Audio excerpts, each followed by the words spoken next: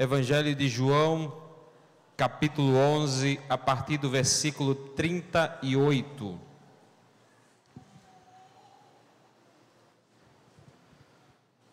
O texto bíblico diz assim: Jesus, agitando-se novamente em si mesmo, foi até o túmulo, que era uma gruta em cuja entrada tinha colocado uma pedra. Então Jesus ordenou: tirem a pedra. Marta, irmã do falecido, disse a Jesus: Senhor, já cheira mal, porque está morto há 4 dias. Jesus respondeu: eu não disse a você que, se cresce, veria a glória de Deus? Então tiraram a pedra. E Jesus, levantando os olhos para o céu, disse: Pai, graças te dou, porque me ouviste. Eu sei que sempre me ouves, mas falei isso por causa da multidão presente, para que creiam que tu me enviaste. Eu quero que vocês repitam comigo: para que creiam. Novamente: para que creiam que tu me enviaste. E depois de dizer isso, clamou em alta voz: Lázaro, venha para fora. Aquele que tinha morrido saiu, tendo os pés e as mãos amarrados com ataduras e o rosto envolto num lenço. Então Jesus lhes ordenou: desamarrem-no e deixem que ele vá. Amém? Amados irmãos, esse é um texto exclusivo do Evangelho de João. Quem lê a Bíblia e conhece os Evangelhos sabe que por muitas vezes os evangelistas vão relatar a passagem de Jesus pela aldeia chamada Betânia. E ele vai e passa na casa de Maria, de Marta e de Lázaro. Porém, em nenhum outro evangelho você vai ver esse relato de que um dia Jesus havia ressuscitado a Lázaro.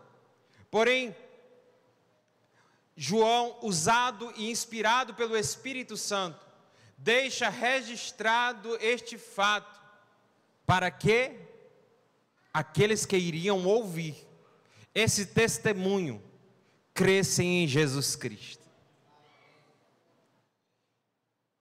O maior propósito de João a relatar os milagres, e você vai olhar desde o início do Evangelho de João, nós vamos ver Jesus transformando a água em vinho nas bodas de Caná, nós vamos ver Jesus curando enfermos.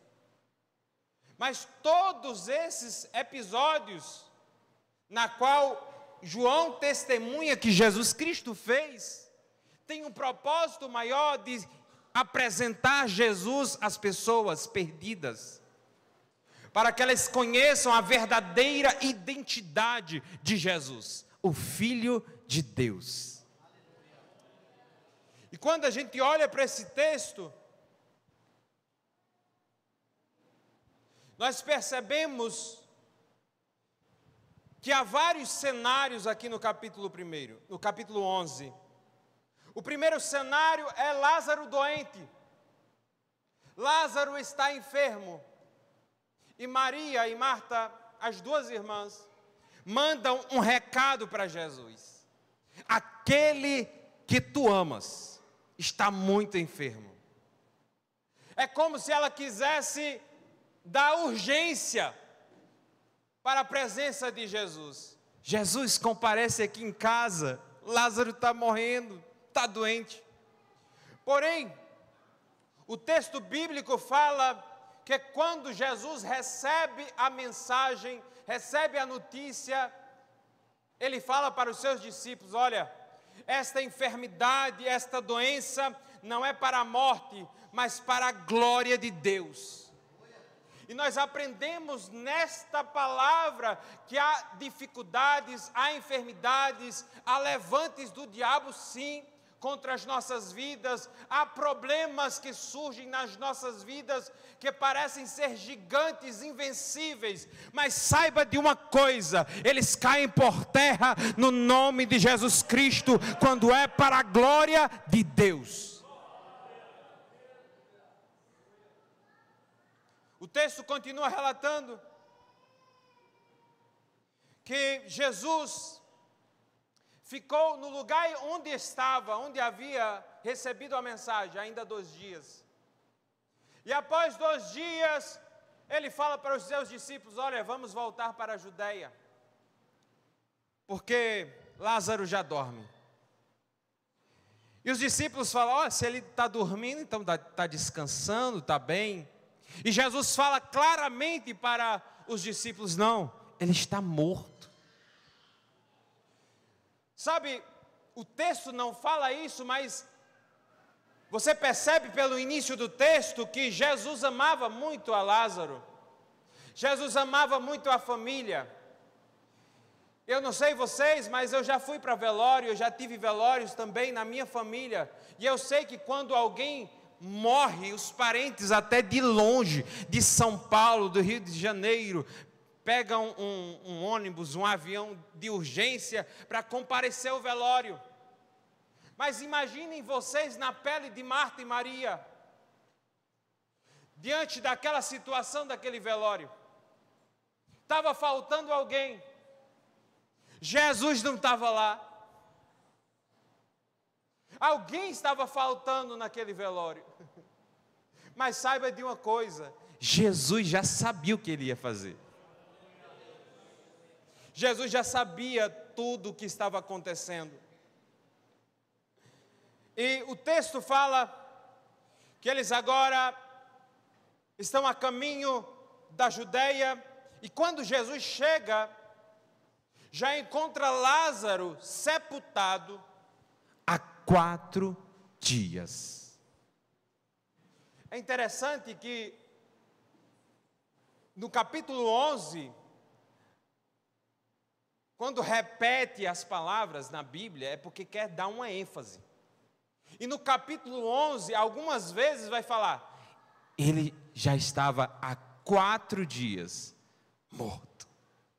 Sabe, amados, se alguém morre, para ressuscitar, para o ser humano é impossível. Tu imagina há 4 dias. Eu andei pesquisando. O corpo humano, ele começa a se decompor 12 horas depois da morte. E acontece vários processos na decomposição. As enzimas do corpo começam a decompor as células, os micro-organismos, porque todos nós somos cheios de micro-organismos, invadem os tecidos e os digerem. As bactérias excretam gases como o metano, o cadaverina e o putrescina, causando mau cheiro e atraindo insetos. O corpo humano começa a se desfazer. Essa é a verdade. E se com 12 horas de morto já começa esse processo, tu imagina há 4 dias morto. Cheirava mal. O corpo já estava se derretendo e sendo comido por vermes, por larvas, por bactérias, sendo dissolvido por enzimas. Mas saiba de uma coisa: a verdade, amados irmãos, é que ele iria se encontrar com o autor da vida, aquele que é a fonte da vida. O texto diz que Jesus, em Betânia, chegando já na aldeia, Marta ouve falar que Jesus está chegando. E ela corre para se encontrar com Jesus. A primeira expressão que se repete também nesse texto é: se tu tivesse aqui, ia ser diferente. Sabe, isso expõe um ânimo já acabado, uma situação já consumada, algo que não tem retorno e não tem mais volta. Se tu tivesse aqui, isso não teria acontecido. Mas também sei que mesmo agora, tudo o que o Senhor pedir a Deus, Ele concederá. Jesus falou claramente para ela, olha, Lázaro vai ressuscitar. E ela disse, eu sei, na ressurreição do último dia. Mas Jesus declarou, eu sou a ressurreição e a vida. Sabe, quem estava diante naquela circunstância de morte, era a própria vida, era a própria ressurreição, é o autor da vida. E ele declara ainda mais, e todo que vive e crer em mim, não morrerá eternamente. A questão que ele dá para Marta é, você crê nisso? Marta faz uma declaração de fé tão linda, que se assemelha à de Pedro. Marta declara a sua fé dizendo, sim, Senhor, eu creio que o Senhor é o Cristo, o Filho de Deus, que devia vir ao mundo. Marta era uma mulher de fé. Marta conhecia a identidade de Jesus. Marta sabia que Jesus não era apenas um profeta. Marta sabia que Jesus não era apenas um homem bom comum. Marta sabia que Jesus não era apenas um rabi da Judeia. Marta sabia que ele era o Filho do Deus vivo, o Messias prometido para salvar a humanidade.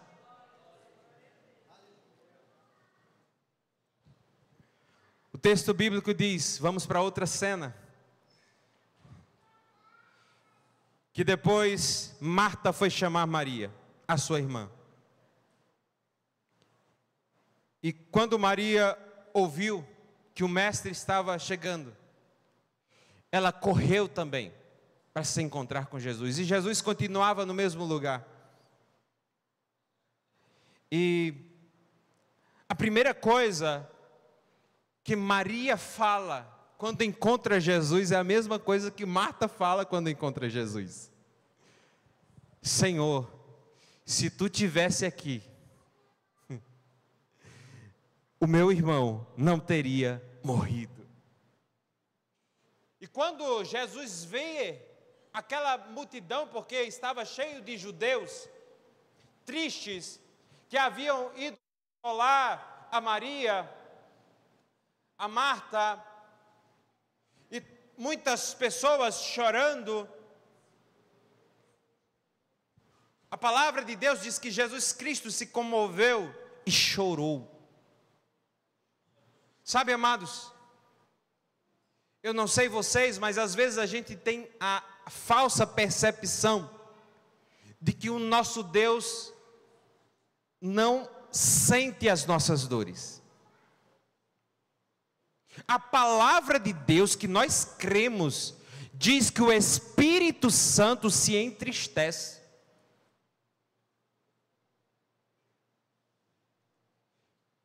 Deus sente. Apesar de não ser humano, Deus sente as nossas dores. Quando dói em você por causa das lutas, por causa das adversidades, não pense que Deus está ausente da tua dor, das tuas lágrimas, do teu sofrimento, da tua humilhação, da tua frustração, dos teus medos. Não pense que Deus não sente, porque Ele sabe o que é isso. Jesus sabe o que é chegar no velório, ver todo mundo triste, e Ele expõe a sua eterna natureza de homem. Ele chorou, Ele sentiu o baque de que estar num lugar de tristeza, de que estar num lugar de saudade, de quem está no lugar de luto. Jesus Cristo chorou. Mas agora chega a cena que nós lemos no texto hoje, e que vai ser objeto da nossa mensagem. Jesus, após sentir a dor de Marta e Maria, e de sondar os corações tristes, Jesus agora é levado para visitar o túmulo. O texto bíblico diz que era uma gruta, em cuja entrada tinha colocado uma pedra. Então Jesus ordenou: tirem a pedra. Amados,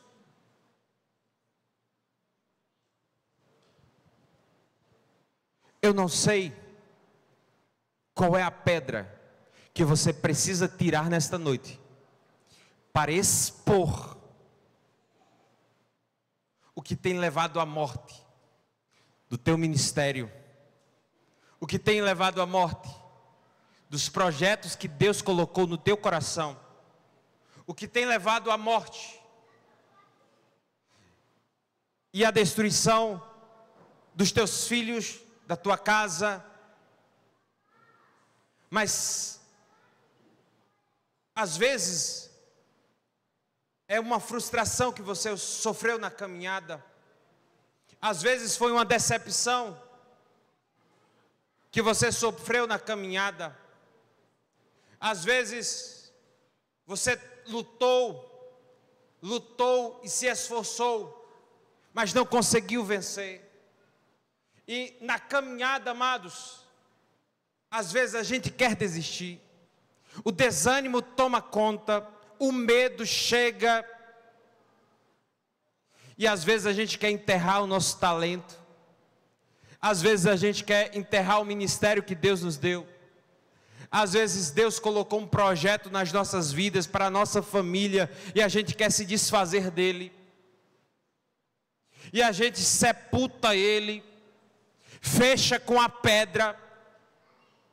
Mas tenha certeza que nesta noite Deus está falando para você: remova essa pedra. Eu até gosto da música que foi cantada. A música que foi cantada está um pouco assim, ela pede para Jesus remover, mas é Jesus que pede para a gente remover.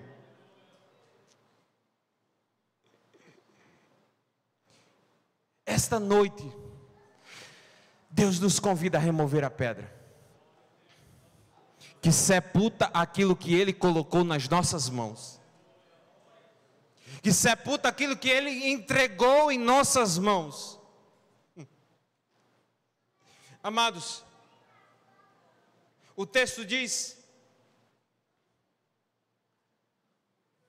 que Marta, irmã do falecido, disse a Jesus: Senhor, já cheira mal, porque está morto há 4 dias. Veja que é a segunda vez que repete. Está morto há 4 dias. Amados, como eu havia falado, se morto é impossível, tu imagina morto há 4 dias. Já cheira mal. E é isso que Deus está falando ao seu coração nesta noite. Porque há coisas que Deus nos deu, e que a gente larga, e que a gente abandona, por causa de problemas, de circunstâncias difíceis, e que a gente pensa que não tem mais jeito. Talvez pode ser a tua enfermidade, que você pensa que não tem mais jeito, que o médico já disse que o teu diagnóstico é de pouca vida. Talvez esta enfermidade é o teu filho, que se afastou do caminho do Senhor, que está longe da presença de Deus, que entrou no mundo das drogas, que entrou na criminalidade, e você pensa que não tem mais jeito, porque ele está totalmente dominado. Mas saiba de uma coisa: Jesus, o dono da vida, aquele que faz o impossível, aquele que muda o quadro, que muda a circunstância, que transforma a água em vinho, que ressuscita os mortos, esse mesmo Jesus está aqui. Glória a Deus. Esse mesmo Jesus está aqui para mudar o quadro da tua vida, para mudar essa situação impossível. O texto bíblico diz que Jesus, se voltando para Marta, disse: eu não disse a você que se cresce, veria a glória de Deus. Amados irmãos, o nosso pecado é incredulidade. A gente não crê em Deus, a gente não crê no Deus que nós servimos. A gente lê a Bíblia, vem para a escola bíblica dominical, recebe uma aula abençoada, vem para os cultos de doutrina, vai para o evangelismo, mas a verdade, amados irmãos, é que a gente não conhece o Deus que nós servimos. A gente está muito longe de conhecer o Todo-Poderoso, o Jeová, aquele que faz, aquele que opera, aquele que diz: aquietai-vos e sabei que eu sou Deus. O nosso Deus é poderoso, amados. Se você tem uma enfermidade, Jesus Cristo cura. Se você tem uma causa na justiça, Jesus Cristo resolve. Se a tua casa, a tua família está destruída, Jesus Cristo faz o milagre. Se é salvação de alma, Jesus Cristo liberta o homem, quebra as correntes do pecado, dá a ele uma nova vida, faz ele nascer de novo. Não há causa perdida, não há causa difícil para o nosso Deus. O nosso Deus é o Todo-Poderoso e mais, Ele é o Todo-Poderoso e é aquele que se importa com você. E mais, Ele não olha apenas para a coletividade, Ele conhece o coração de cada um de vocês em sua particularidade. Ele sabe quem é você no secreto, Ele sabe e conhece a tua alma, sabe e conhece dos teus segredos. Esse é o nosso Deus. Esse é o nosso Deus. Se nós crermos, nós veremos a glória de Deus se manifestar. Se nós depositarmos em nosso Deus a nossa confiança, nós veremos milagres acontecer. Veja, amados irmãos, que para o povo de Israel, quando eles entraram no deserto, quando eles já estavam saindo do Egito e também entraram no deserto, foram os momentos da história que eles viram e contemplaram e testemunharam mais milagres. O lugar era o deserto. É muito fácil para nós ler a Bíblia e pregar a história. O difícil é para eles no deserto. Com mulher, menino e o gado. Num lugar que só tem pedra e areia, que não tem uma quitandinha na esquina para comprar uma bolacha de água e sal, que não tem um pé de caju, um pé de manga para tirar e fazer um suco. Imaginem vocês, era uma gigante população no deserto. Mas ali Deus sustentou aquele povo. Quando faltou água, Deus fez sair a água da rocha. Faltou pão, Deus mandava o maná do céu todas as manhãs. O frio tomava conta de noite, Deus se levantava com uma coluna de fogo. O calor era estorricante durante o dia, Deus se levantava com uma nuvem.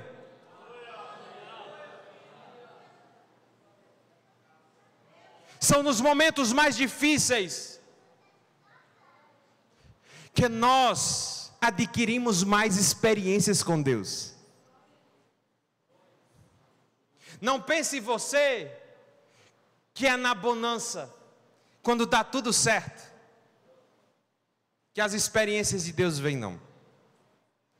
Deus pode se manifestar assim na bonança? Manifesta, Ele é Deus.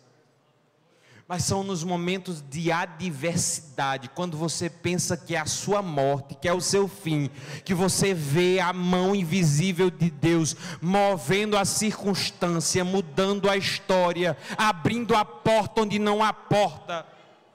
É assim que Deus opera, e você diz, mas essa porta não estava aqui, foi Deus que abriu, você sabe, você tem convicção que não foi o homem. Quando é Deus que abre a porta, quando é Deus que faz, você tem a percepção espiritual que é Deus agindo e operando. É assim que Deus faz. O texto bíblico diz que então tiraram a pedra, e Jesus, levantando os olhos para o céu, disse: Pai, graças te dou, porque me ouviste. Eu sei que sempre me ouves, mas falei isso por causa da multidão presente, para que creiam que tu me enviaste. Amados, não pense que as lutas que você passa, que as experiências que Deus te dá, é para ficar para você, é para você guardar, é para você se tornar mais crente apenas, é para você ser apenas mais santo. Não. As provações e as dificuldades, as lutas e as vitórias que Deus te dá, é para testemunho da presença, do poder, da identidade de Jesus Cristo. É Deus se revelando na tua vida para os outros. É Deus se revelando na tua vida para os outros. Você pensa que a sua família não te vê? Você pensa que a tua história não é acompanhada pelos teus parentes? Você pensa que os teus vizinhos não contemplam a tua vida? Os teus amigos na faculdade, os teus colegas de trabalhos, eles acompanham, eles sabem. Muitas vezes a gente desabafa problemas para eles e esquece de desabafar para Deus até. E eles ficam, olha, o fulaninho está sofrendo, fulaninho está com essa dificuldade. Meu Deus, o homem que sofre, ou mulher que tem problema. Mas saiba de uma coisa: a vitória que Deus está preparando para a tua vida é testemunho da presença, do poder, da identidade de Jesus Cristo na tua vida. Você vai contar, você vai proclamar aquilo que Deus já fez, aquilo que Deus está fazendo, aquilo que Deus irá fazer. Será testemunha para muitas vidas aceitarem a Jesus Cristo como Salvador, muitas vidas reconhecer que Jesus é o Filho de Deus. O texto bíblico diz que Jesus clamou em alta voz: Lázaro, venham para fora. Aquele que tinha morrido saiu, tendo os pés e as mãos amarradas com ataduras e o rosto envolto num lenço. Então Jesus lhe ordenou: desamarrem-no e deixem que ele vá. O milagre de Deus foi completo. Aquilo que Marta e Maria disse: olha, se tu tivesse aqui, isso não tinha acontecido, mas já que não estava, já faz 4 dias, não precisa abrir o túmulo não. Amados, qual é a pedra que nós temos que tirar hoje para expor a Deus e ver o operar dele? Talvez um pecado, talvez um trauma, talvez uma decepção na igreja. Você foi machucado e aquilo fez você rejeitar o ministério que Deus te deu. Fez você enterrar o talento de pregar, de cantar, de servir na obra do Senhor. Mas nesta noite, Deus te convida a tirar essa pedra, a apresentar o morto diante dele e pedir: Senhor, ressuscita. Vamos orar? Uma permissão do pastor Claro. Vamos orar? Fiquem de pé. Santo Deus, nós estamos diante da tua presença, Pai, para te apresentar os nossos mortos, Deus. Eu não sei, Senhor Jesus Cristo, se é o ministério, se é o talento, se são os projetos que o Senhor tem colocado na mão dele, na mão dela, Pai. Mas nesta noite, em nome de Jesus, nós tiramos esse morto do túmulo, nós te apresentamos, Pai. Porque somente Tu tem poder para mudar o quadro, para mudar a história, para ressuscitar os mortos.